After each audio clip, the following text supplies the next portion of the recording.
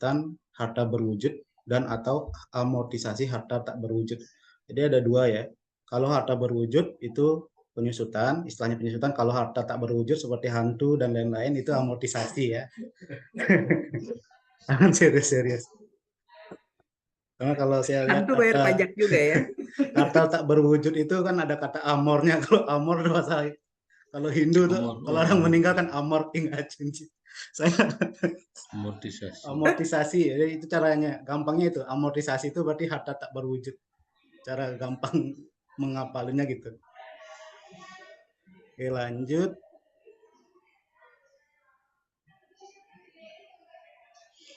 Ini Oke. Jadi PMK 72 ini merupakan amanat undang-undang HPP ya, Harmonisasi Peraturan Perpajakan nomor 7 tahun 2021.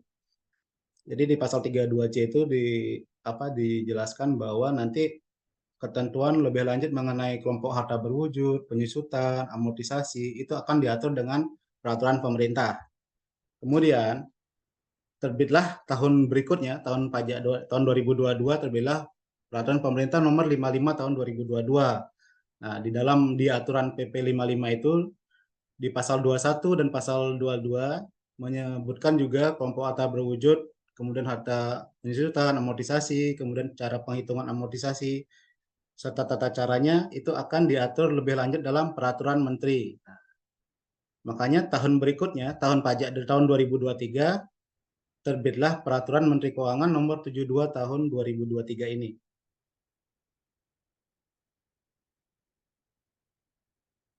Jadi PMK ini terbit untuk lebih memberikan kepastian hukum. Jadi pajak itu harus ini ya, memberikan kepastian hukum, kemudian harus adil. Kemudian mempermudah penghitungan penyusutan harta berwujud dan atau amortisasi harta tak berwujud untuk keperluan perpajakan serta selaras dengan program simplifikasi regulasi.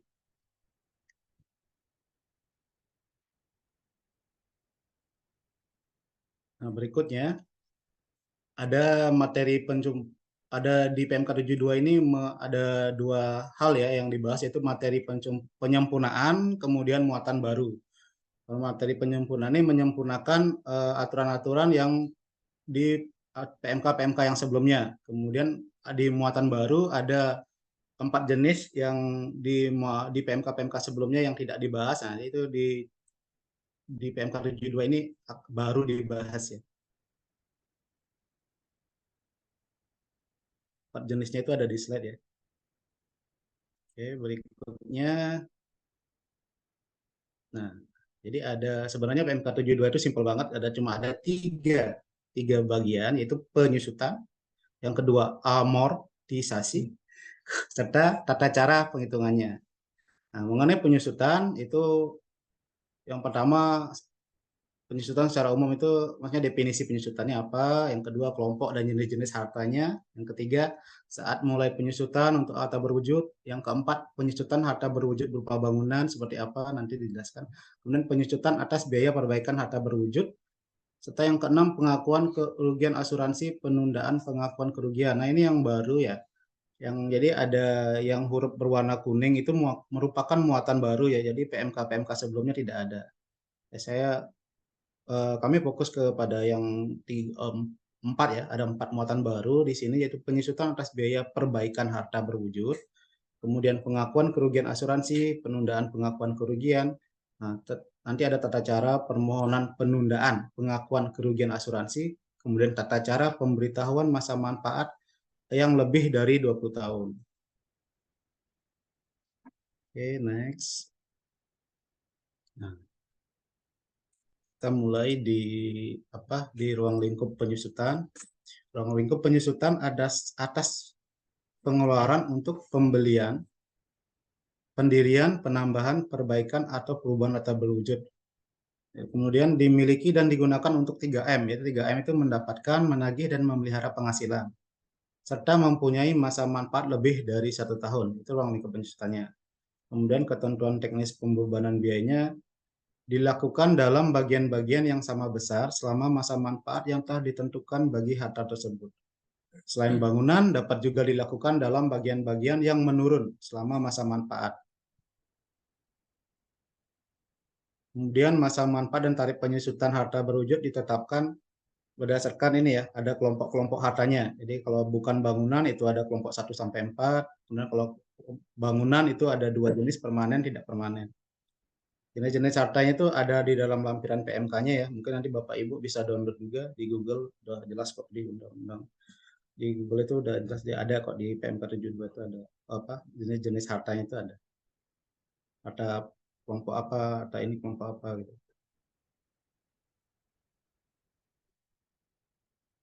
Kemudian untuk jenis harta yang tidak tercantum dalam lampiran PMK itu digunakan masa manfaat kelompok 3 ya. Kelompok 3 itu masa manfaat 16 tahun, bisa menggunakan garis lurus 6,5% ataupun saldo menurun 12,5%.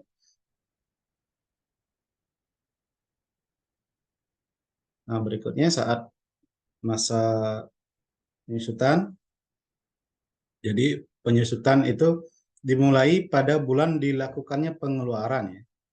Kecuali untuk harta yang masih dalam proses pengerjaan. Jadi penyusutannya dimulai pada bulan selesainya pengerjaan harta tersebut. Kemudian dengan persetujuan Dirjen Pajak diperkenankan pada bulan harta digunakan untuk 3M. Misalnya mendapatkan penagihan lunasan atau pada bulan harta mulai menghasilkan. Yang terakhir dalam bidang usaha tertentu seperti kehutanan, perkebunan, peternakan, penyusutannya dimulai pada bulan mulai produksi komersial, yaitu bulan mulai dilakukan penjualan dan atau tahun dilakukannya pengeluaran untuk ternak yang sudah menghasilkan setelah dipelihara kurang dari 1 tahun.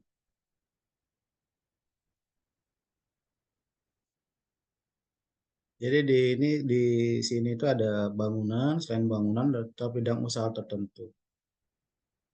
Ini yang baru nih, bidang usaha tertentu nih baru di yang PMK sebelumnya belum ada. Nah, selanjutnya yang tadi bangunan itu dibedakan menjadi bangunan permanen dan bangunan tidak permanen. Nah, kalau bangunan permanen itu masa manfaat 20 tahun ataupun lebih dari 20 tahun. Kemudian bangunan tidak permanen masa manfaatnya 10 tahun. Kemudian penyusutannya menggunakan metode garis lurus. Nah, di pasal 21 ayat 6 PP 55 tahun 2022, wajib pajak yang telah melakukan penyusutan atas bangunan permanen yang dimiliki dan digunakan sebelum tahun pajak 2022 dan disusutkan dengan masa manfaat 20 tahun dapat memilih melakukan penyusutan sesuai masa manfaat yang sebenarnya dengan menyampaikan pemberitahuan kepada Dirjen Pajak paling lambat akhir tahun pajak 2022. Nah, itu paling lambat, ya kalau paling lambat akhir tahun pajak 2022 kan udah kemarin ya, Desember 2022. Nah, kemudian adalah ini, di dalam PMK 73 ini dipertegas lagi. Jadi wajib pajak yang memilih untuk melakukan penyusutan dengan masa manfaat yang sebenarnya, wajib pajak dapat menyampaikan pemberitahuan paling lambat tanggal 30 April 2024. Kenapa tanggal 30 April? Karena itu tanggal paling lambat pelaporan SPT tahunan PPh Badan. Jadi nanti sekalian lapor SPT tahunan, sekalian mengajukan permohonan untuk memilih melakukan penyusutan dengan masa manfaat yang sebenarnya. Nah, ini contoh ya, contoh kasus. Jadi ada contoh kasus pada Januari 2017, wajib pajak membeli sebuah gedung pabrik senilai 1 miliar. Penyusutan atas pengeluaran untuk perolehan gedung pabrik tersebut dimulai pada bulan Januari tahun pajak 2017. Wajib pajak melakukan penyusutan fiskal dengan masa manfaat 20 tahun dengan tarif penyusutan sebesar 5% per tahun. Namun berdasarkan pembukuan, masa manfaat gedung pabrik adalah 30 tahun. Kemudian untuk melakukan penyusutan fiskal terhadap gedung pabrik yang memiliki masa manfaat lebih dari 20 tahun tersebut, wajib pajak dapat memilih untuk menggunakan masa manfaat yang sebenarnya berdasarkan pembukuan wajib pajak dengan menyampaikan pemberitahuan kepada DJP. Nanti mekanisme pemberitahuannya akan dijelaskan lebih lanjut. Nah, kemudian penghitungan penyusutan gedung pabrik tersebut mulai tahun pajak 2022 dilakukan sesuai dengan sisa masa manfaat yang sebenarnya berdasarkan pembukuan wajib pajak dengan tarif penyusutan yang dihitung berdasarkan nilai sisa buku fiskal. Jadi gedung yang dibeli pada Januari 2017 itu kan disusutkan ya 5%, 5% selama 1, 2, 3, 4, 5 selama 5 tahun sampai di tahun 2021. Nah, disusutkan sebesar 50 juta setiap tahun sampai dengan 2021. Nah, ketika pada Desember 2022 ada aturan yang ini, wajib pajak menyampaikan pemberitahuan memilih untuk menghitung biaya penyusutan atas gedung pabrik tersebut sesuai masa manfaat yang sebenarnya. Jadi diajukan untuk menggunakan masa manfaat 30 tahun ya, ditambah 10 tahun yang dulu 20 tahun ditambah jadi yang sesuai masa manfaat sebenarnya di 30 tahun. Jadi yang 2017 nanti sampai 2046. Sesuai pembukuan wajib pajak atas gedung pabrik tersebut telah disusutkan selama 5 tahun dengan sisa masa manfaat pada awal tahun pajak 2022. 1 Januari 2022 ada 25 tahun. Penghitungan penyusutannya menjadi sebagai berikut. Jadi keterangan, jadi tarif penyusutan untuk bangunan permanen ya sesuai pasal 11 ayat 6 Undang-Undang PPH adalah sebesar 5% per tahun. Maka itu yang di 5 tahun pertama disusutkan sebesar 50 juta setiap tahun dari tahun 2017 sampai tahun 2021. Jadi yang 1 miliar perolehan 1 miliar itu nanti disusutkan 50 juta setiap tahun. Nah, pada akhir tahun 2021 nilai sisa bukunya menjadi 750 juta rupiah. Nah, kemudian penghitungan tarif penyusutan untuk sisa masa manfaat 25 tahun adalah tarif penyusutan itu dikali 100% dibagi 25 tahun. Jadi makanya didapatkan tarif penyusutan per tahunnya adalah 4%. Jadi 100% dibagi 25 tahun. Kenapa 25 tahun? Karena kan wajib pajak kan mengajukan usul masa manfaat 30 tahun. Nah, 30 tahun itu disetujui sama Dirjen Pajak.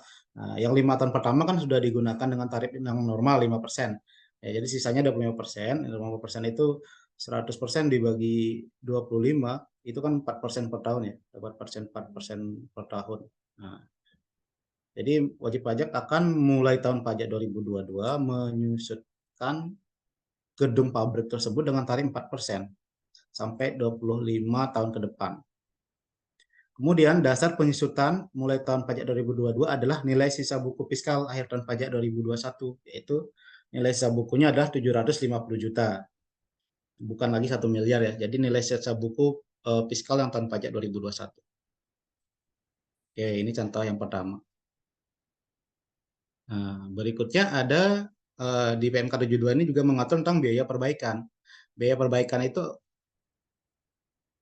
ada 2 jenis ya. Jadi ada maksudnya bisa wajib pajak badan itu bisa dibiayakan atau maksudnya dibebankan langsung dijadikan biaya di dalam neraca laporan keuangannya ataupun dikapitalisasi.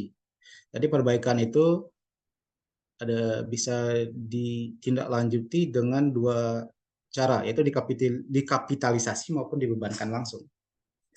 Namun kapitalisasinya itu ada 2 jenis, yaitu perbaikannya itu tidak menambah masa manfaat ataupun yang kedua perbaikan tersebut menambah masa manfaat daripada barang yang diperbaiki tersebut.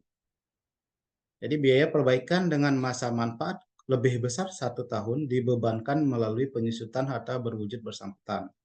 Kemudian masa manfaat yang digunakan adalah masa manfaat setelah perbaikan, yaitu sisa masa manfaat fiskal harta. Dalam hal perbaikannya tidak menambah masa manfaat. Jadi kalau perbaikannya tidak menambah masa manfaat yang digunakan adalah sisa masa manfaat fiskal harta.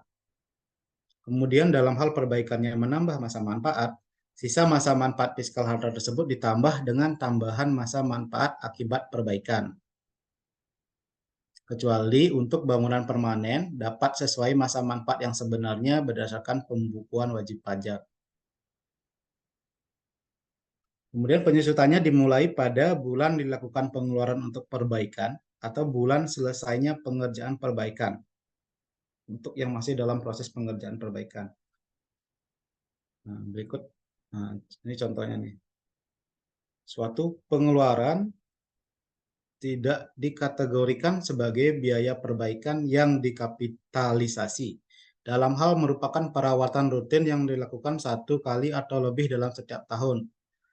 Misalnya sebuah mobil harus dilakukan servis rutin setiap tahun. Nah, dalam servis tersebut terdapat penggantian suku cadang yang diganti setiap tahun.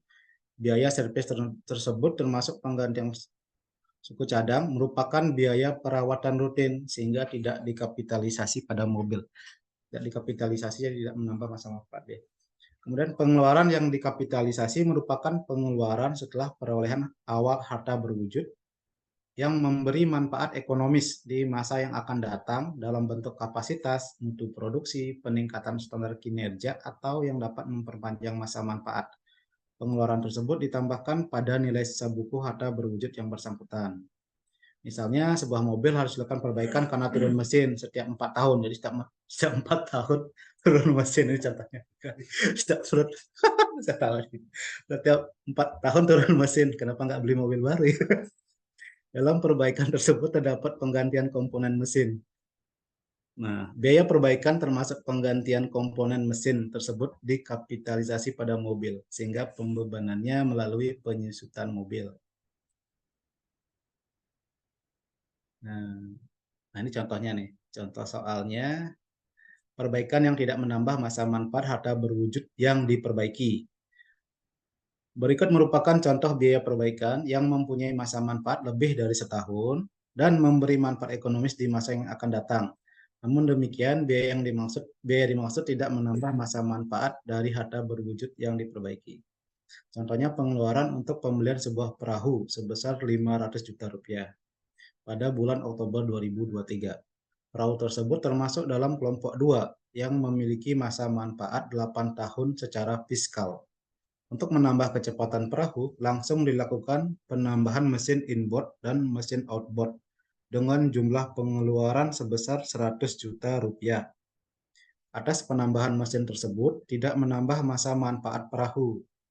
Biaya penambahan mesin tersebut dikapitalisasi pada perahu dan disusutkan sesuai masa manfaat perahu. Jadi kalau perhitungannya, harga perolehan adalah 500 juta rupiah. Ditambah dengan biaya perbaikan 100 juta, jadi nilai sisa buku totalnya kan jadinya 600 juta ya. Nah, itu atas penambahan mesin tersebut tidak menambah masa manfaat perahu, jadi tetap disusutkan selama 8 tahun menggunakan tarif 12,5% sesuai dengan tarif yang ada di PP 55, PPH ya, tarif PPH, kemudian disesuaikan dengan kelompoknya, kelompok hartanya tersebut. Jadi kalau perahu kan kelompok 2 ya, memiliki masa manfaat 8 tahun. Jadi nilai harga perolehannya itu ditambah dengan biaya perbaikan, makanya nilai fiskal yang disusutkan bertambah jadinya, bukan harga perolehan aja. Kemudian tambah biaya perbaikan, jadi 600 juta itu yang disusutkan menjadi. Ini contoh apabila tidak menambah masa manfaat harta berwujud yang diperbaiki. Nah, kalau menambah masa manfaat harta berwujud yang diperbaiki, ini contohnya kalau pengeluaran untuk pembelian sebuah perahu sebesar 500 juta, perahu tersebut termasuk dalam kelompok 2 yang memiliki masa manfaat 8 tahun secara fiskal ya, sama seperti tadi ya. Setelah digunakan 5 tahun, perahu tersebut dilakukan penggantian mesin sebesar 100 juta. Atas penggantian mesin tersebut menyebabkan perahu dapat digunakan 2 tahun lebih lama dari masa manfaat awal. Jadi biaya penambahan mesin tersebut dikapitalisasi pada perahu dan disusutkan sesuai sisa masa manfaat perahu setelah diperbaiki, yaitu 5 tahun yang dihitung dari 3 tahun sisa masa manfaat awal ditambah 2 tahun setelah diperbaiki. Jadi hitungannya nilai harga perolehan pada tahun 2020 itu sampai 5 tahun ke depan, kan digunakan dulu 5 tahun. Nah, dari 2020 sampai 2025 itu disusutkan dengan tarif 12,5%. Nah, ketika di tahun kelima dilakukan perbaikan, turun mesin, kan nilai sisa bukunya ditambah 100 juta. Kemudian menjadi nilai sisa fiskal tahun 2025 itu 187.500.000 ditambah biaya perbaikan 100 juta, jadi total nilai sisa bukunya menjadi 287.500 juta. Nah, ini kan masih ada, sebenarnya masih ada 3 tahun sisa ya, 3 tahun sisa manfaat dari 2000 sampai dengan 2028 ya. Jadi awalnya kan perahu ini apa namanya, masa manfaatnya kan disusutkannya bisa sampai 8 tahun. Nah, di 5 tahun pertama dilakukan perbaikan sehingga ketika masuk ke dari tahun 2025 penyusutannya menjadi ditambah 2 tahun lagi hingga menjadi disusutkan sampai dengan masa September tahun 2030.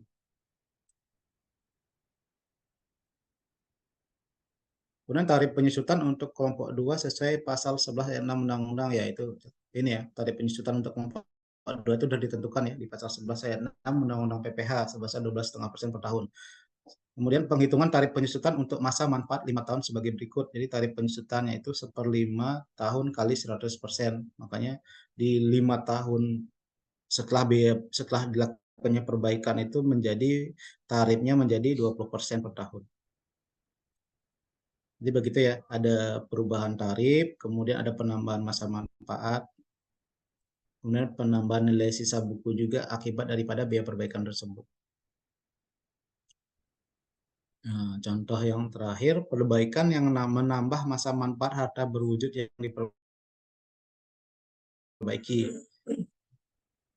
Ini hampir sama seperti tadi, contohnya pengeluaran untuk pembelian sebuah kapal sebesar 1 miliar pada bulan Oktober 2022. Kapal tersebut termasuk kelompok 2 yang memiliki masa manfaat 8 tahun secara fiskal.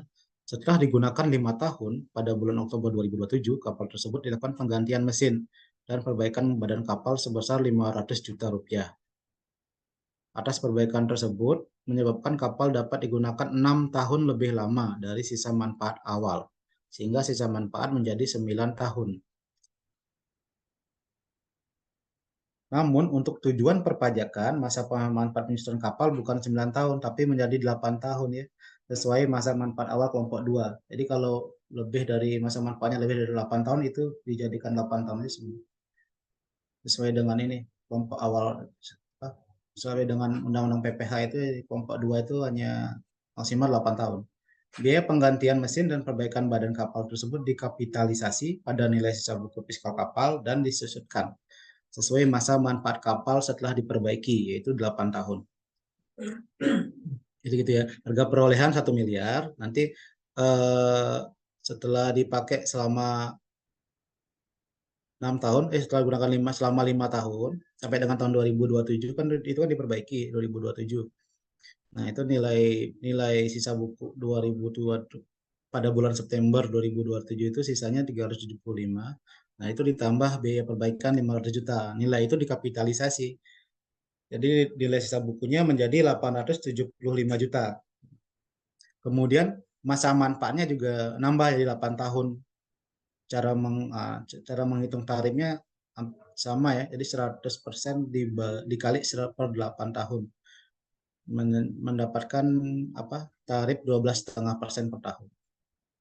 Itu hampir sama kayak yang contoh yang sebelumnya. Nah, berikutnya adalah penggantian asuransi. Ini juga baru ada di ini ya, di PMK ini. Jadi penggantian asuransi itu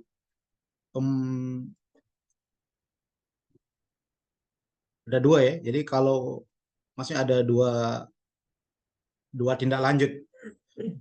Klaim asuransinya diakui sebagai penghasilan badannya, kemudian nilai sisa bukunya itu dibebankan sebagai kerugian. Jadi apabila terjadi pengalihan atau penarikan harta yang mendapatkan penggantian asuransi, jumlah nilai sisa buku fiskal harta yang dialihkan atau ditarik dibebankan sebagai kerugian. Dan jumlah harga jual dan atau penggantian asuransi yang diterima atau diperoleh dibukukan atau diakui sebagai penghasilan pada tahun terjadinya penarikan harta tersebut. Jadi jumlah nilai sisa buku fiskal harta yang dialihkan atau ditarik dibebankan sebagai kerugian. Kemudian harga jual atau penggantian asuransi yang diterima atau diperoleh dibukukan atau diakui sebagai penghasilan. Kemudian apabila hasil penggantian asuransi yang diterima, jumlahnya baru dapat diketahui dengan pasti di masa kemudian. Kan ada tuh penggantian asuransi yang diperlu diteliti kembali, ada semacam penelitian oleh perusahaan asuransinya, maka jumlahnya kan baru dapat diketahui di tahun depan misalnya, tahun 2024. Jadi jumlah nilai sisa buku fiskal harta yang dibebankan sebagai kerugian dibukukan sebagai beban atau sebagai biaya pada tahun pajak diterimanya hasil penggantian asuransi dengan persetujuan Dirjen Pajak. Jadi nanti ada permohonan persetujuannya juga. Nah, berikutnya dalam hal atas harta yang dimintakan penggantian asuransi telah dijual atau dialihkan sebelum diterimanya penggantian asuransi, jumlah nilai sisa buku fiskal harta yang dibebankan sebagai kerugian diperhitungkan terlebih dahulu dengan harga jual atas pengalihan harta tersebut. Pasti bingung ya? Nah, kita lihat contohnya. Contoh yang pertama.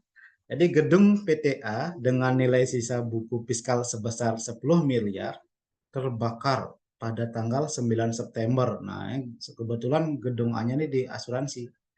Setelah mengajukan klaim asuransi, klaimnya dibayarkan sebesar 4 miliar rupiah pada 10 Desember 2023. Jadi klaimnya itu dibayar juga pada tahun pajak yang sama ya. Pada tahun pajak 2023, jadi PTA membukukan nilai sisa buku harta 10 miliar rupiah sebagai kerugian. Jadi nilai sisa buku fiskal gedung itu yang 10 miliar rupiah itu dianggap sebagai kerugian. Kemudian penggantian asuransi yang 4 miliar rupiah itu dibukukan sebagai penghasilan. Nah, itu yang pertama, contoh pertama. Yang kedua, truk PTB dengan nilai sisa buku fiskal sebesar 1 miliar rupiah mengalami kecelakaan pada tanggal 7 Juli 2023. Setelah mengajukan klaim asuransi, klaim dibayarkan sebesar 600 juta rupiah pada tanggal 1 Desember 2023.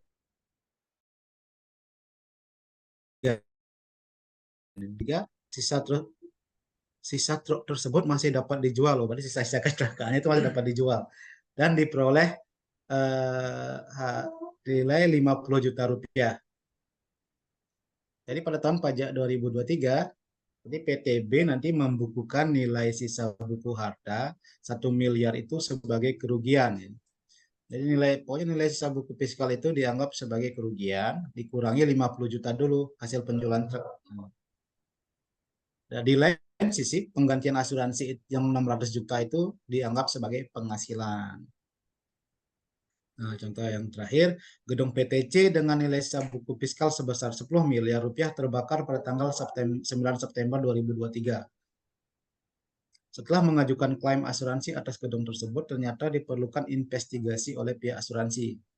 Nah, investigasinya itu berlangsung hampir setahun, jadi klaim asuransinya disetujui dibayar pada tanggal 1 Juni 2024, jadi tahun depannya baru disetujui. Dan itu dibayarkan sebesar 7 miliar rupiah. Jadi PTC mengajukan permohonan persetujuan untuk penundaan pembebanan kerugian atas gedung yang terbakar tersebut pada tahun pajak penggantian asuransi diterima pada tahun 2024 ya. Setelah mendapatkan persetujuan, pada tahun pajak 2024, PTC membukukan nilai sisa buku harta 10 miliar rupiah sebagai kerugian dan penggantian asuransi 7 miliar sebagai penghasilan. Jadi itu ya pada intinya kalau ada penggantian asuransi seperti ini, nilai sisa buku fiskal yang pada tahun kejadian itu dibukukan sebagai kerugian. Sementara penggantian asuransinya yang diterima perusahaan bukan dianggap lagi, dibukukan sebagai penghasilan. Itu kalau untuk asuransi ya. Nah, berikutnya untuk amortisasi, ini akan disampaikan oleh teman saya yang paling ganteng, Pak Mas Vano ya, Mas Vano. Oke, Mas Vano, saya silakan Mas. Terima kasih atas waktu yang diberikan. Mohon izin, Bu Vina. Jadi saya sedikit ngeresum dari pemaparan Beliali. Di PMK ini teman-teman wajib pajak diberikan pilihan ya, semacam itu ya Beliali ya. Jadi apakah hitungan penyusutannya itu sudah sesuai atau bisa dengan apa namanya sesuai pembukuan yang dilakukan teman-teman wajib pajak. Terus untuk yang di biaya perbaikan, apakah mau dicatat pada biaya atau mau ditambahkan pada nilai kapitalisasi seperti itu. Jadi di PMK ini memberikan pilihan lah kepada teman-teman wajib pajak mau milih yang mana, tentunya dengan persetujuan dulu dari DJP seperti itu. Nah ini untuk amortisasi nggak terlalu banyak sih. Jadi untuk ruang lingkup amortisasi atas pengeluaran untuk memperoleh harta tak berwujud yang sudah disampaikan Beliali tadi. Untuk amortisasi yaitu harta tak berwujud dan pengeluaran lainnya, termasuk biaya perpanjangan hak guna bangunan, hak guna usaha, hak pakai, dan muhibah. Terus yang ketiga mempunyai masa manfaat lebih dari 1 tahun dan dipergunakan untuk mendapatkan, menagih, dan memelihara penghasilan atau biasa kita dengar atau kita sebut 3M. Terus yang kedua, ketentuan teknis pembebanan biaya seperti apa? Yaitu dilakukan dalam bagian-bagian yang sama besar selama masa manfaat atau dalam bagian-bagian yang menurun selama masa manfaat.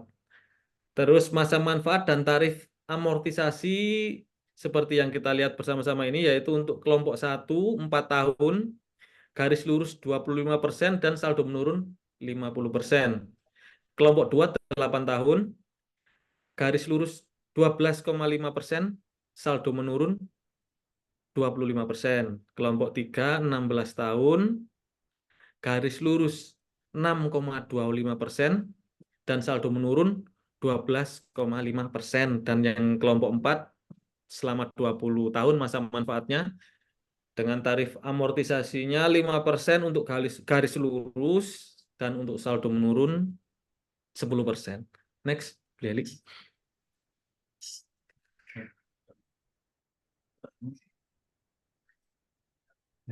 Nah, ini. Oke. Untuk amortisasi di PMK 72 ini dibagi dua, yaitu aset tak berwujud dan bidang usaha tertentu. Nah, untuk saat mulai amortisasi, yaitu dimulai pada bulan dilakukan pengeluaran, kecuali untuk bidang usaha tertentu, yaitu pada bulan produksi komersial. Jadi untuk bidang usaha tertentu, amortisasinya saat memulainya yaitu pada bulan produksi komersial. Kelompok masa manfaat, kelompok 1 4 tahun, kelompok 2 8 tahun, kelompok 3 16 tahun seperti di bagian yang tadi, kelompok 4 20 tahun.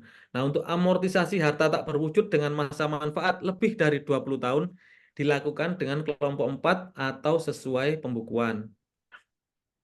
Terus untuk perangkat lunak ini ada aturan khusus yaitu aplikasi umum tidak diamortisasi apabila kurang dari 1 tahun. Untuk aplikasi khusus lebih dari 1 tahun diamortisasi ikut kelompok 1. Jadi untuk software atau perangkat lunak. Next, Pak Elik. Belum pindah. Nah, ya oke. Untuk pemberitahuan masa manfaat lebih dari 20 tahun. Ini untuk aset tak berwujud, contohnya hak paten atau aplikasi. Nah, wajib pajak yang telah melakukan amortisasi harta tak berwujud A yang dimiliki dan digunakan sebelum tahun pajak 2022 dan diamortisasi dengan masa manfaat kelompok 4 20 tahun. Ini di pasal 22 ayat 2 PP 55 tahun 2022. Nah, dapat memilih melakukan amortisasi sesuai masa manfaat yang sebenarnya.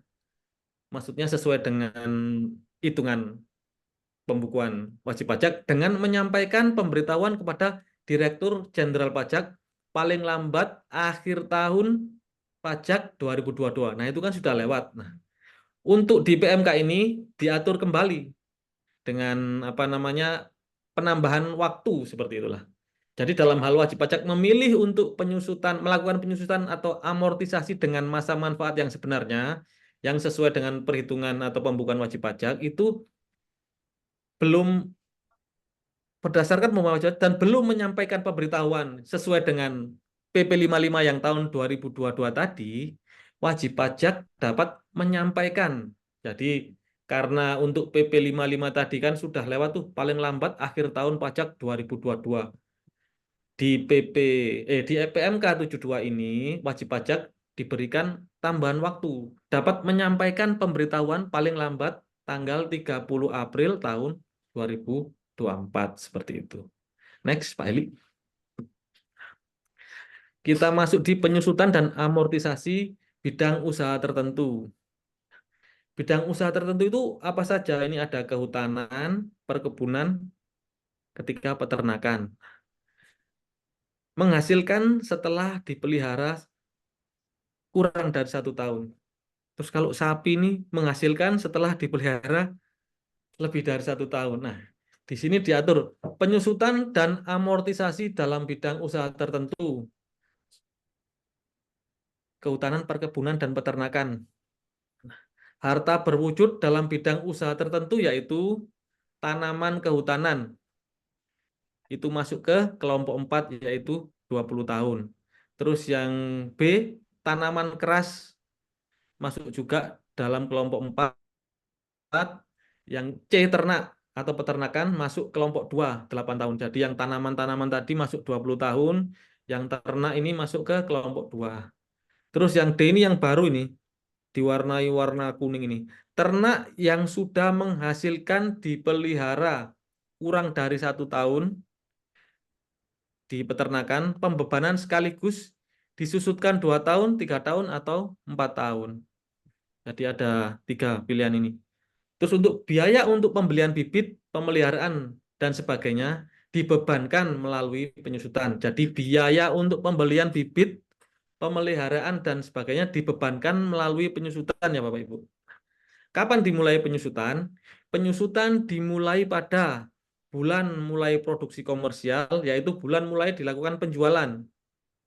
Terus tahun dilakukan pengeluaran untuk ternak yang sudah menghasilkan setelah dipelihara kurang dari 1 tahun. Jadi kalau ternak yang dipelihara kurang dari 1 tahun sudah menghasilkan, itu bisa dimulai dilakukan penyusutan. Oke, yang kelima, amortisasi dimulai pada bulan dilakukannya pengeluaran untuk memperoleh harta tak berwujud atau pada bulan produksi komersial. Bingung ya Bapak Ibu? Oke, next Pak Eli. Nah, kalau tadi Pak Putu Helik menyampaikan secara teknis, ini saya menyampaikan bagaimana sih cara untuk melakukan permohonan atau memilih untuk menghitung atau mencatat penyusutan amortisasinya itu sesuai dengan penghitungan sendiri, sesuai dengan masa manfaat, sesuai wajib pajak. Nah, ini jadi wajib pajak bisa atau teman-teman wajib pajak bisa menyampaikan surat permohonan tersebut secara langsung datang ke KPP atau melalui ekspedisi, dan yang terakhir elektronik jika telah tersedia. Nah, ini nanti saya jelaskan nanti yang elektronik. Secara flowchart atau bagannya seperti ini ya, teman-teman, Bapak Ibu. Jadi setelah kelengkapan permohonan, spesifikasi, dan lain-lain sudah, nanti disampaikan melalui 3 cara, yaitu langsung, ekspedisi, atau elektronik. Nanti akan diteliti oleh kantor wilayah atau Kanwil, bukan KPP, Bapak Ibu. Tapi Bapak Ibu tetap bisa menyampaikan di KPP masing-masing. Semua Bapak Ibu ada di Denpasar Barat, di Denpasar Timur. Bapak Ibu tidak perlu menyampaikan ke Kanwil, langsung saja disampaikan ke KPP. Jadi melalui TPT Bapak Ibu sampaikan atau dikirim ke alamat KPP masing-masing. Kalau Bapak Ibu peserta ada yang bukan dari KPP Pratama Denpasar Timur, nanti teman-teman yang di KPP yang akan meneruskan permohonan Bapak Ibu ke Kanwil. Ini untuk pemilihan atau tata cara permohonan kelompok masa manfaat. Jadi untuk kelompok masa manfaat penyusutan yang menentukan atau yang menyetujui itu bukan dari KPP, tapi dari Kanwil Bapak Ibu nggih. Jadi nanti tetap suratnya masuk KPP, tapi nanti dari KPP akan diteruskan ke Kanwil. Nah, itu berapa hari untuk mengecek atau meneliti setuju atau tidaknya permohonan Bapak Ibu? Yaitu 10 hari Bapak Ibu. Jadi kalau semua sudah lengkap, nanti suratnya akan masuk ke Kanwil. Dengan jangka waktu 10 hari, nanti Bapak Ibu akan terbit SK persetujuan dan SK penolakannya. Seperti itu. Ini untuk permohonan kelompok masa manfaat penyusutan. Next, Pak Elik.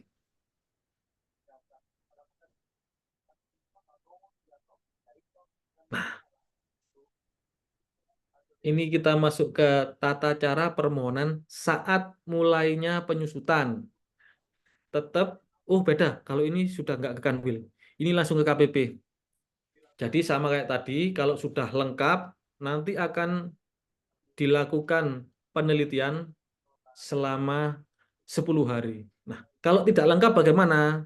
Sama seperti tadi, surat permintaan kelengkapan dokumen diterbitkan maksimal 15 hari kerja sejak diterima permohonan. Jadi kalau tidak lengkap, nanti KPP akan bersurat kembali atau mengabari lah, memberikan, kan pasti kalau Bapak Ibu sudah pernah ke KPP pasti akan meninggalkan nomor kontak atau apa itu Bu, apapun itu, nanti pasti dihubungi sama petugas bahwa berkasnya belum lengkap. Jadi nanti Bapak Ibu kalau lengkap atau tidak lengkap pasti akan dihubungi oleh petugas kami. Setelah itu nanti selama 10 hari baru keluar SK persetujuan atau SK penolakannya. Tapi untuk tata cara permohonan saat mulainya penyusutan, ini nanti yang menyetujui bukan lagi Kanwil, tapi langsung KPP masing-masing ya Bapak Ibu. Oke Pak Eli.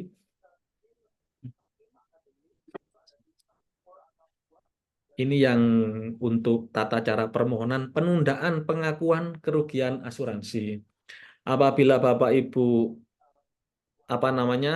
ada permohonan penundaan pengakuan kerugian asuransi, itu pun juga bisa disampaikan melalui langsung ekspedisi atau secara elektronik. Waktunya juga sama 10 hari dan diteliti oleh KPP. Jadi tidak lewat Kanwil lagi. Yang Kanwil hanya pemilihan kelompok tadi. Oke, next Pak Eli. Ini tata cara pemberitahuan penyusutan amortisasi yang lebih dari 20 tahun. Khusus peralihan yaitu wajib pajak menyampaikan pemberitahuan paling lambat 30 April 2024. Sarana penyampaiannya ada 2, langsung atau melalui elektronik. Nah, elektronik itu apa? Elektronik itu melalui DJP online. Next Pak Eli, kayaknya ini ada. Masih ada lagi. Saya pikir sudah masuk ke bagian DJP online. Nah, untuk aturan peralihan yaitu permohonan yang diterima secara lengkap sebelum PMK diterbitkan. Ditindaklanjuti sesuai ketentuan yang berlaku pada saat permohonan diterima secara lengkap. Kedua, untuk permohonan yang belum diterima secara lengkap sebelum PMK diterbitkan, ditindaklanjuti sesuai PMK ini. Jadi apabila ada permohonan yang belum diterima secara lengkap sebelum PMK 72 ini diterbitkan, ditindaklanjuti dengan PMK 72 ini.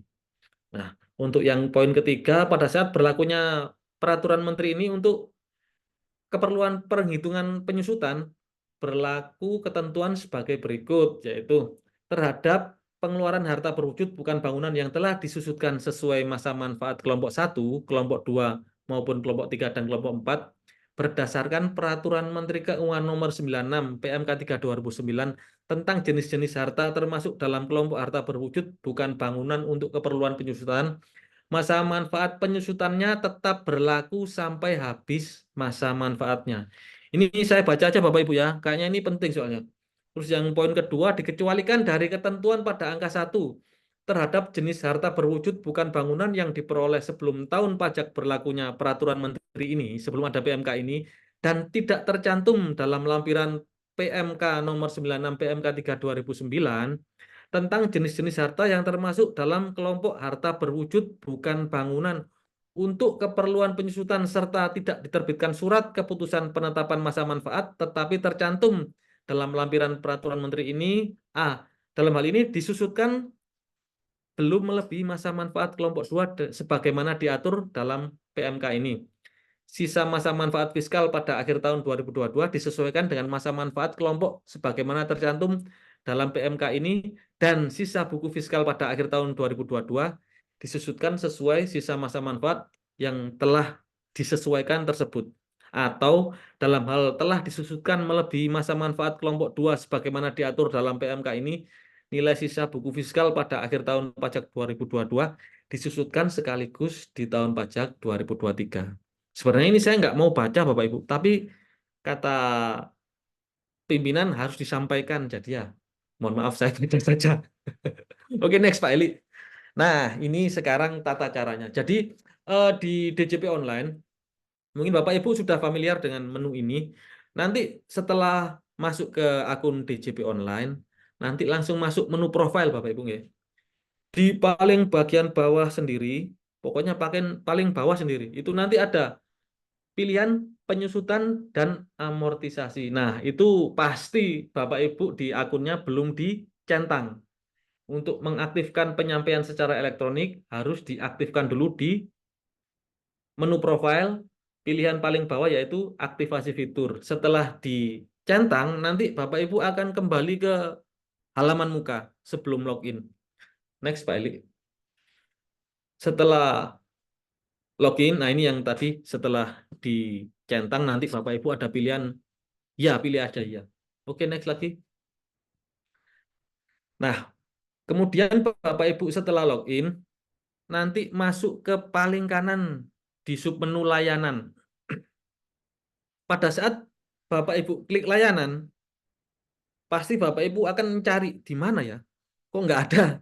Nah, di bawah apa namanya submenu yang rumah konfirmasi reporting ini, di bawah itu ada semacam kursor, itu digeser aja paling kanan. Nanti ternyata pasti isinya banyak dan itu di bagian paling kanan sekali. Nanti di menu penyusutan amortisasi. Next Pak Eli. Langsung balik lagi. Nah, nanti Bapak Ibu tinggal klik saja di yang menu penyusutan amortisasi. Di situ nanti akan muncul pilihan-pilihan. Nanti Bapak Ibu mau ngajuin yang mana, pilihan yang apa itu ada pilihannya. Nanti tinggal diklik saja. Terus ada menu lampiran juga. Ada beberapa surat yang dilampirkan. Seperti itu. Next Pak Eli.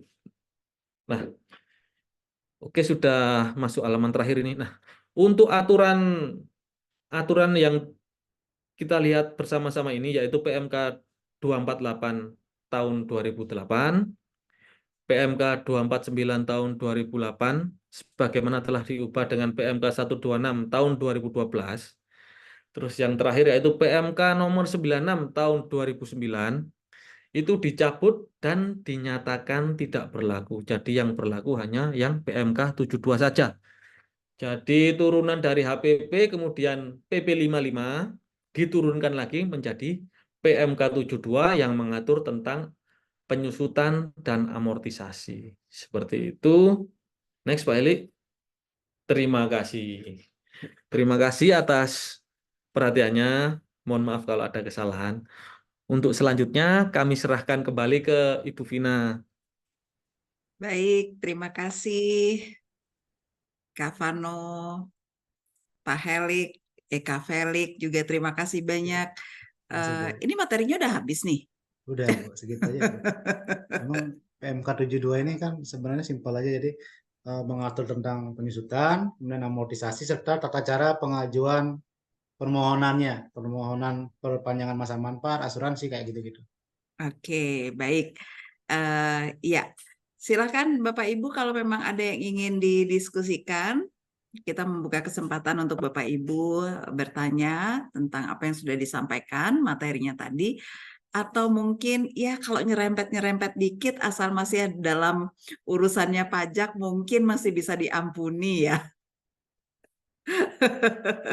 Oke, silakan Bapak Ibu. Kalau memang ada yang ingin didiskusikan, boleh.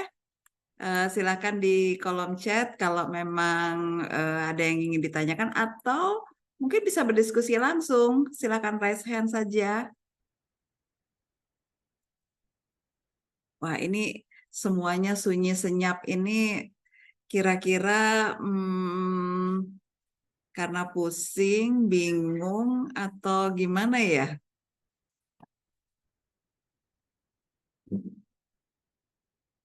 Oke. Bapak Ibu masih ada di ruangan meeting? Jangan-jangan hanya nama saja. Boleh dibuka saja kameranya Bapak Ibu? Ya mungkin ini harusnya tadi saya lupa ya tadi. Wajib kamera on. Silakan loh kalau mau ada yang ingin ditanyakan atau mungkin semuanya sudah jelas. Kalau misalnya sudah jelas sekali apa yang disampaikan tadi, boleh juga berikan responnya Bapak Ibu.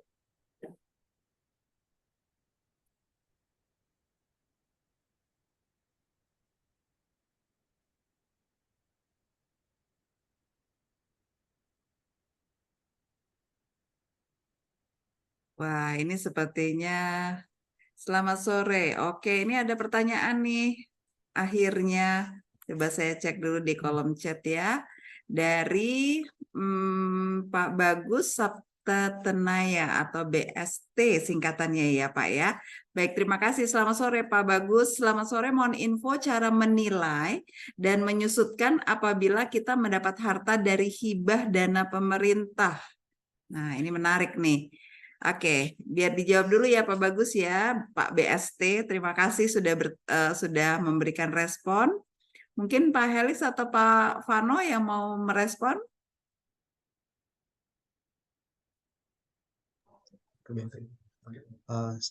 Siapa yang menanyakan? Pak Bagus Sabta Tenaya ya? Ya.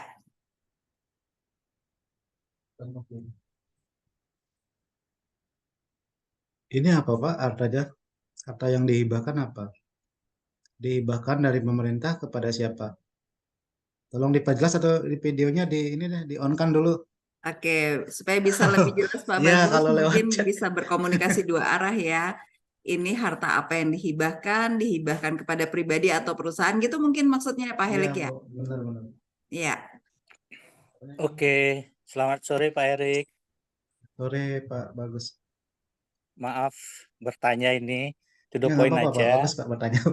Kita mendapat hibah berupa bangunan gedung. Kemudian itu yang pertama. Kemudian yang kedua, dalam operasional kita diberikan hibah berupa kendaraan operasional. Nah, Oke. mohon Hibahnya petunjuk dari bagaimana? pemerintah. Ya, betul. Kepada Bapak ini di pihak apa? Swasta atau? Kita ada di BUMDes, kemudian ada di yayasan. Swasta jadinya. Oh. Masa ya? Ada dua institusi yang saya tanyakan. Ada yayasan dan ada BUMDes, begitu ya Pak Bagus Ya, ya? betul. Oke, jadi ada harta yang dihibahkan berupa bangunan dan mobil operasional. Ya. Itu dihibahkan ke lembaga, apa istilahnya lembaga, yang satunya yayasan, yang satunya adalah BUMDes. Ya. Gitu. Nah, itu gimana nih? Mohon petunjuk bagaimana cara Iya. penyusutan, pengakuan nilai bukunya, harga Iya. perolehan dan lain sebagainya. Terima kasih. Oke. Nanti dijelaskan sama teman saya nih Mas Pano yang lebih ahli. Kalau bagian hibah-hibah ini Mas Pano yang lebih ahli. Oke. Selamat sore Pak. Selamat sore Pak. Oke. Jadi untuk hibah tersebut itu digunakan untuk kepentingan umum seperti itu Pak? Atau untuk 3M Pak? Yang pertama untuk bangunan itu diberikan ke yayasan oleh dana kementerian. Nah, sudah dihibahkan, kemudian itu dipakai lebih banyak kepada kegiatan pelatihan yang dibiayai juga oleh kementerian. Lebih banyak ke sosial. Oke Pak, ini saya coba jawab dulu Pak ya. Nanti seumpama saya jawabnya salah, saya akan menghubungi Bapak. Jadi gini Pak, apabila ada dana hibah atau apapun itu dari pemerintah, Ya, itu sifatnya pasti bukan untuk apa namanya komersial, Pak. Jadi betul, biasanya itu rata-rata buat kepentingan umum atau sosial. betul, Nah, betul. untuk pencatatannya itu Mm-mm. dianggap sebagai bukan objek, Pak. Jadi dia tidak bisa apa namanya? Jadi bukan objek pajak lah. Jadi atas hibah tersebut tidak bisa juga untuk mengurangi atau masuk ke biaya-biaya. Nggak biaya karena memang dia sifatnya bukan untuk 3M tadi, Pak, memelihara, mendapatkan, Ya, dan menagih tadi, Pak. oh Jadi begitu. atas hibah tersebut tidak bisa masuk ke wilayah 3M tadi, Pak. Jadi, Seperti itu. mohon maaf, pembukuannya umpamanya kita dapat nilai katakanlah 500 juta nilai gedung tersebut sudah dikasih berupa bangunan. Nah, itu di laporan pajaknya bagaimana pelaporannya? Tetap dilaporkan nambah aktiva, nambah harta dari yayasan tersebut atau bagaimana? Tidak menambah, Pak. Oh, Iya. Tidak dilaporkan, Pak. Seperti itu. tidak dilaporkan. Nggih. Oke. Nanti kalau seumpama saya salah, pasti saya hubungi, Pak. Nanti saya minta Oke. nomor teleponnya, Pak. Oke, terima Ini kasih. sepengetahuan saya Mm-mm. sementara ini seperti itu, Pak. Karena di Karena internal mohon tetap maaf, kita harus akuisi saya kan, Pak? seringnya dapatnya itu hibah-hibah ke sesama instansi, Pak. Dan Oh, di gitu. pencatatan itu tidak masuk seperti itu. Oh, Nggih. ya. Oke, Ya. Pak, ada lagi, Pak? Silakan, Pak. I- Silakan, Pak. Itu saja yang saya ingin tanyakan, ragu-ragu ini untuk pelaporannya, karena Oke. kita baru yayasannya, Iya, Pak. baru mendapat hibah berupa hibah bangunan, begitu. Iya, Pak. Nah, Tidak masuk, Pak. Sementara ini tidak usah dimasukkan dulu. Nggih. oh begitu ya. Nggih. Oke, terima Oke, Pak. kasih banyak, Pak. Terima kasih Sama-sama, Pak. banyak. Mungkin Ya, Pak Bagus, izin- terima kasih banyak ya Pak izin Bagus menambahkan. sudah. Mungkin izin menambahkan Pak ya. Bagus. Ya, silahkan, Pak. Izin menambahkan. Jadi kalau penyusutan harta berwujud itu kan harta berwujud ya. Jadi kan Ya. tadi di slide-nya kan ada ruang lingkup penyusutannya. Betul. Ketika di ruang lingkup penyusutannya itu ada di hurufnya itu atas pengeluaran untuk pembelian, pendirian, penambahan, perbaikan atau perubahan harta berwujud. Nah, ini kan hibah ya, hibah dari dana pemerintah ya. Ya, betul. Jadi kalau hibah dari dana pemerintah seharusnya memang kalau dilihat dari kata-kata ini atas pengeluaran untuk pembelian ini kan nggak dibeli. Dan Betul. kan kemudian tidak digunakan untuk 3M ya, tidak digunakan untuk mendapatkan, menagih dan memelihara penghasilan. Tidak. Nah, kena dua kriteria tersebut, tidak digunakan 3M, kemudian tidak dibeli, tidak didirikan, penambahan, perbaikan itu nggak ada. Jadi karena hibah pemerintah, jadi tidak perlu dilaporkan di dalam neracanya yayasan, neraca BUMDes juga.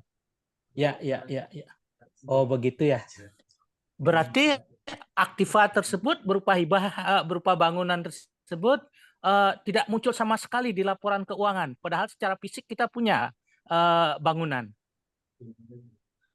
Oke, jadi gini Pak, secara fiskal, secara ekonomi gitu ya, secara fiskal itu BUMDes ataupun yayasan boleh saja melakukan pencatatannya di pencatatan harta tersebut melakukan pencatatan harta tersebut di neraca. Cuma ini kan ketika melakukan penyusutan sesuai PMK 72 ini kan hanya PMK 72 ini kan namanya option ya, bukan kewajiban bagi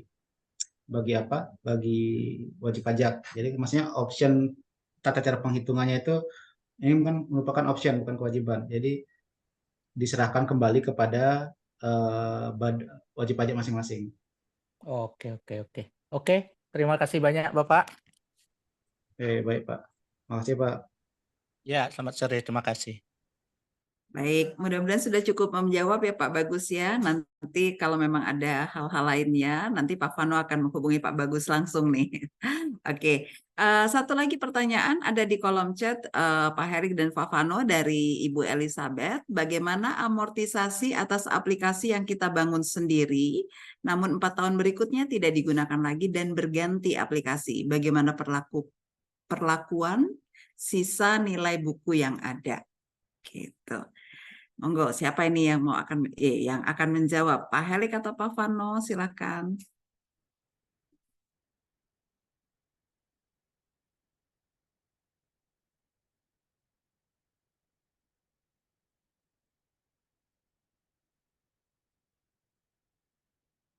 Ini sepertinya ada sambungannya nih dari Pak Komang Sastra ya. Bagaimana jika aset tidak berwujud berupa aplikasi untuk perusahaan itu dikelola pihak ketiga, namun setiap bulan perusahaan membayar fee ke pihak ketiga dan bagaimana pengakuannya? Oke, ini kayaknya mirip-mirip nih, ada bersambung nih. Walaupun dari dua nama, dari Pak Komang dan Ibu Elizabeth. Silakan. Oke, wait Pak. Yang agak jaringannya agak terganggu. Ya. Gimana tadi ya? Itu aplikasi ya? Aplikasi. Namun 4 tahun berikutnya tidak digunakan lagi dan berganti aplikasi. Oke, anggaplah nih aplikasi apa sih, saya kurang tahu juga, aplikasi pembukuan atau apa mungkin ya. Nah, jadi kalau di aturan amortisasi itu di PMK 72 kan dia kalau aplikasi itu kan termasuk perangkat lunak. Perangkat lunak ya, perangkat lunak. Nah, perangkat lunak yang digunakan lebih dari 1 tahun itu diamortisasi di kelompok 1.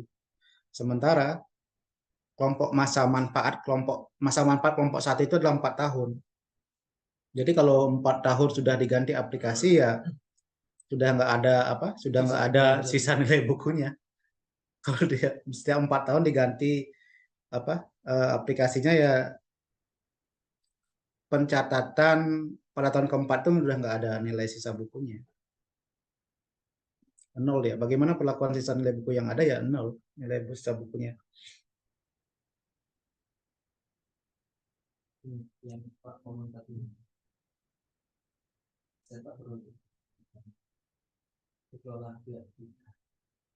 Lalu terus ini yang ketiga ada ya. Bagaimana jika aset tak berwujud?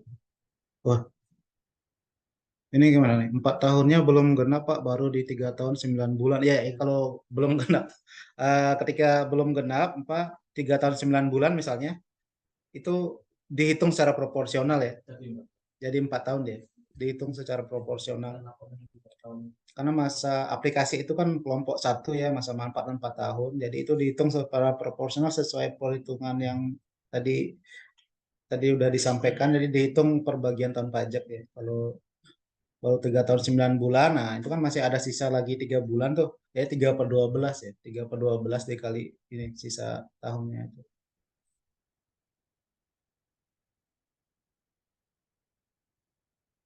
Jadi itu ya, siapa nih? Bu Elizabeth. Oke. Jadi begitu Bu Elizabeth, ini sama yang tadi Pak Komang sama ya jawabannya Pak ya? Oh, kalau ke pihak ketiga gimana Pak? Bagaimana jika aset tak berwujud berupa aplikasi untuk perusahaan itu dikelola pihak ketiga, namun setiap bulan perusahaan membayar fee ke pihak ketiga dan bagaimana pengakuannya? Oh, kalau aplikasinya dikelola oleh pihak ketiga kan sebenarnya aplikasinya itu nggak dibukukan dong di dalam neraca perusahaan. Karena kan perusahaan sudah membayar fee setiap bulan ke pihak ketiga. Jadi aplikasi itu tidak digunakan bukan sebagai neraca, kemudian fee-nya itu dianggap sebagai biaya ke pihak ketiganya. Gitu aja sih. Oke, jadi sudah dijawab ya Pak Komang dan Ibu Elizabeth. Mudah-mudahan sudah cukup dipahami jawabannya. Ini ada lagi dari Bapak Sujana Yase. Selamat sore, mohon izin bertanya, apabila ada perbaikan dari bangunan yang disewa, apakah perbaikan tersebut bisa diakui sebagai aset dan disusutkan atau diamortisasi?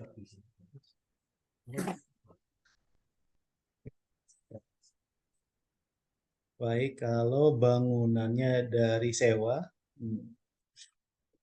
nanti saya koreksi kalau salah ya. Kalau salah, berasal dari kami. Kalau bangunannya disewa itu tidak ada ini, bisa diakui sebagai aset dan disebutkan sebagai amortisasi. Tidak diakui sebagai aset dan kemudian penyusutannya juga enggak kan karena sewa. Sewa itu maksudnya kan bangunannya masih di Bapak kan hanya memanfaatkannya saja. Jadi sudah membayar biaya sewa sama seperti aplikasi yang tadi, aplikasi dikelola pihak ketiga. Nah, ini bangunannya sudah dibayar biaya sewa aja. Jadi bangunan tersebut tidak diakui sebagai aset. Atas perbaikan, nah atas perbaikannya tersebut bisa dibiayakan. Biaya sewa ada, biaya perbaikannya ada. Jadi tidak usah disusutkan. Ya Pak Sujana Yaseng ya. Iya, Pak Sujana Yasa itu tadi jawabannya ya. Kemudian dari Pak Komang Sastra Atnyana, Pak Helik dan Pak Vano, jika sebuah aset dari pembiayaan pihak kreditur namun sudah dipakai perusahaan dan disusutkan, pada satu saat kemudian perusahaan mengalami kesulitan keuangan, itu bagaimana pengakuannya dan penyajiannya? Ini saya nggak ngerti nih maksudnya. Jika sebuah aset dari pembiayaan pihak kreditur, ini maksudnya mobil ya enggak ya? Mobilnya diagunkan gitu atau bangunannya diagunkan? Iya, sepertinya begitu. Mungkin Pak Komang Sastra Atnyana boleh silakan langsung berdiskusi dengan narasumber kita. Pada saat kemudian perusahaan mengalami ini, kalau kalau misalnya anggaplah mobil itu diagunkan ke pihak kreditor, kan yang perusahaan kan masih memakai asetnya tersebut untuk 3M ya. Kalau untuk masih dipakai untuk 3M ya berlaku normal sih, tata cara penyusutannya masih berlaku normal.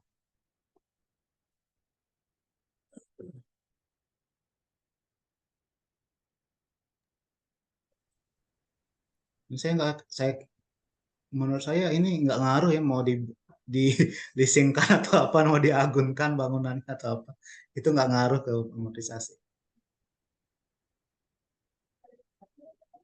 Oke. Pak Vano mungkin ada tambahan mungkin dari pertanyaan-pertanyaan tadi? Saya mau nambahkan lagi. Jadi sebenarnya di PMK 72 ini itu pilihan. Jadi Bapak Ibu mau nggak melaksanakan sesuai PMK ini itu sebenarnya juga nggak apa-apa. Karena ini pilihan. Jadi di PMK 72 ini memfasilitasi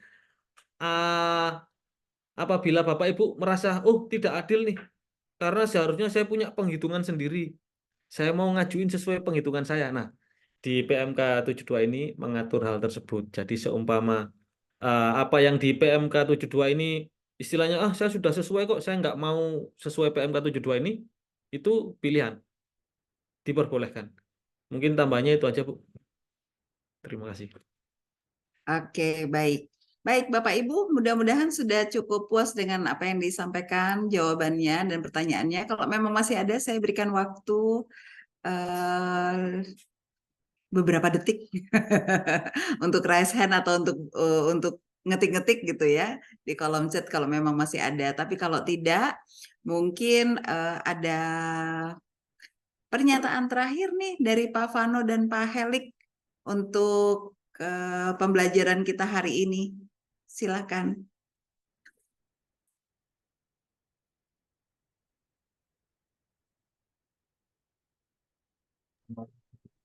Halo, berarti udah mau selesai nih Bu ya? Udah closing statement ya? Sudah nggak ada pertanyaan, Pak? Ada pertanyaan, berarti kan mudah-mudahan dimengerti ya. Baik,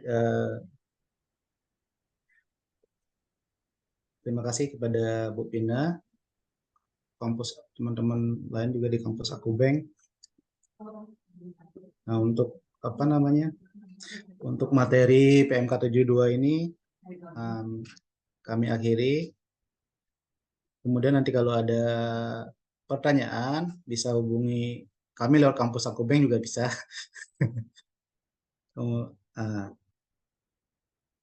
Nah, kemudian saya menegaskan lagi kalau PMK 72 ini seperti kata teman saya Pak Vano, bahwa PMK 72 ini merupakan option ya, tata cara penghitungannya, kelompok hartanya apa. Karena apa? Kenapa merupakan option? Karena nanti wajib pajak berhak mengajukan hartanya ini mau kelompok berapa, ya itu bisa diajukan ke Kanwil. Kemudian kalau tata cara penyusulannya pun bisa diajukan juga, baik secara online maupun secara offline, seperti yang tadi sudah disampaikan. Nah, selanjutnya mungkin ini pesan terakhir, karena pesan dari pimpinan. Jadi kami Direktorat Jenderal Pajak kan lagi ada program pemadanan NIK NPWP. Pemadanan NIK NPWP seperti di background virtual saya. Jadi saya harapkan Bapak Ibu peserta webinar juga yang sudah punya NPWP segera melakukan validasi NIK NPWP. Karena itu mulai berlaku mulai Januari 2024, Direktorat Jenderal Pajak akan mulai secara bertahap memodernkan sistem administrasi perpajakannya. Dan salah satunya memvalidasi NIK NPWP menjadi 1. Jadi NPWP nanti menjadi 16 digit sesuai NIK. Okay. Mungkin demikian closing statement dari kami. Terima kasih kepada Bu Pina, pihak Kampus Akubeng. Terima kasih Bapak Ibu peserta webinar. Sampai jumpa di lain waktu. Om Santi Santi Santi Om. Ya, terima Selamat kasih banyak sore, Pak Helik. Tapi salam sehat sebelum selalu. Gimana, Bu? beranjak untuk meninggalkan ruangan meeting, kita foto bersama dulu Bapak Ibu. Oh iya. Ini adalah bagian terpenting dari sebuah webinar. Silakan dibuka Kalau foto kameranya. baru buka kamera. Iya, supaya nggak nama-nama aja. Nanti kan nggak kelihatan wajah-wajah cantiknya ya. Dan jangan lupa juga Bapak Ibu mohon kesediaannya untuk mengisi mengisi link kuesioner untuk kami melakukan perbaikan-perbaikan apa kira-kira yang mungkin harus ditingkatkan lagi dalam melakukan webinar lainnya. Jadi sudah terbuka, ada 2 slide ini. Silakan Bapak Ibu. Oke ya, kita mulai. Senyum termanisnya, 1, 2, 3. Di slide yang kedua. 1, 2, 3. Ya, sudah teman-teman? Di markup? Sudah, oke. Baik, terima kasih sekali lagi Bapak Ibu atas partisipasi di webinar kita kali ini. Mudah-mudahan apapun yang sudah disampaikan bisa menambah wawasan kita dalam melakukan pelaporan pajak dan apa yang harus dilakukan. Dan pastikan juga Bapak Ibu nanti kami akan mengganggu Bapak Ibu dengan beberapa program-program yang lainnya seperti sore hari ini. Pak Vano, Pak Helik, terima kasih banyak. Salam untuk semua teman-teman yang ada di KPP Pratama Dentim. Mudah-mudahan sehat selalu dan jangan bosan-bosan kami ganggu-ganggu ya Pak. Ya, Bu.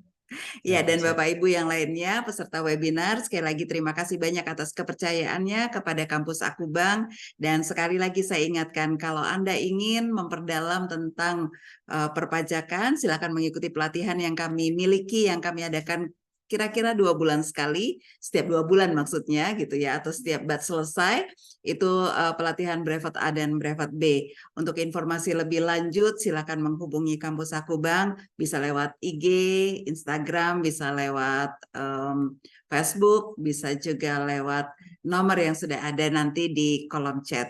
Sekali lagi terima kasih Bapak Ibu atas partisipasinya. Sampai ketemu lagi di event selanjutnya. Saya Vina, selamat sore dan sampai jumpa.